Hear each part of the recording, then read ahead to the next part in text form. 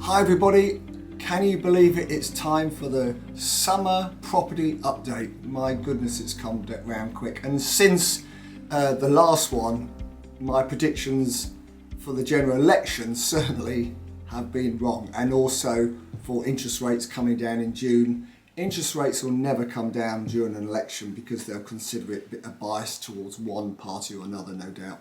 But certainly the good news is that the inflation rate is down to 2%. So that's really good news. Now, why on earth Rishi decided to go in July for an election, early July, I do not know, because all the predictions were November. My prediction was November, end of November, with a mini budget to help the Conservatives get back in September, which would hopefully would have included Help to Buy and a number of other things to support landlords and so on, and try and get people back on their side. Clearly, that hasn't happened. So there's two predictions of mine that are wrong. But anyway, listen. Where are we? We're doing a general election. Everything dies, let's be honest. No one wants to do anything. Everyone's got their eye on the election, what's going to happen. The interesting thing is what's going to happen when Labour get in straight away. Are we going to still be very negative, or are people going to be very positive going forward? That's a difficult one, I think. But for the moment, for the summer update, we can only go with what we know now, which is this. In April, sales transactions were up to 90,000 for the month of April, which is encouraging. So that's general sales, general house market was up. Now that will now go down again because of the general election.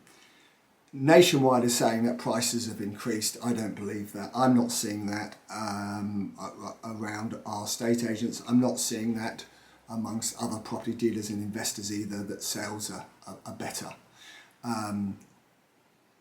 Which is interesting because obviously the house builders are finding it very tough still as well. So the house builders, they're down on their transactions from last year, some of them are saying it's picking up now, and it needs to pick up because this is the best time of year. If it doesn't pick up now, goodness me, what's it going to be like in the autumn?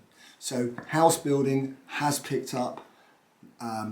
As always, it's a micro market, so no doubt some house builders are doing better than others, but most of them have still got a big sign up saying part exchange welcome.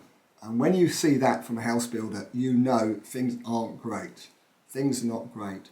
A friend of mine that organises 10-year warranties for developers, I just had a coffee with him this morning and he said things are very slow. So that tells you that people are holding back, building costs are still high, they're not coming down, and it's pretty tough out there for us developers, I can assure you.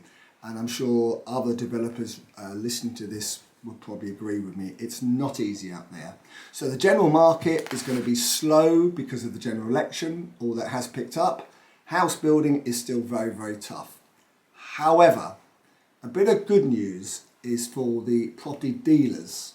And the good news there is that I'm getting offered many more deals than I was, which tells you that things are tough, but for the right people with the money and with capital to invest, it's probably quite a good time. The other issue is that car sales are down. So I always think when car sales, the amount of transactions reduce and the second-hand car market, cars get a lot cheaper, which is what's happening at the moment, then normally property follows.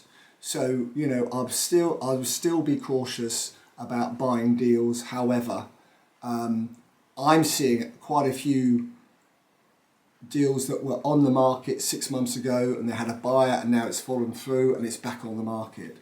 I'm also seeing more from administrators and receivers coming on the market, and we're looking at a number of part finished sites still, in fact more than we've ever been looking at. There's more now than ever.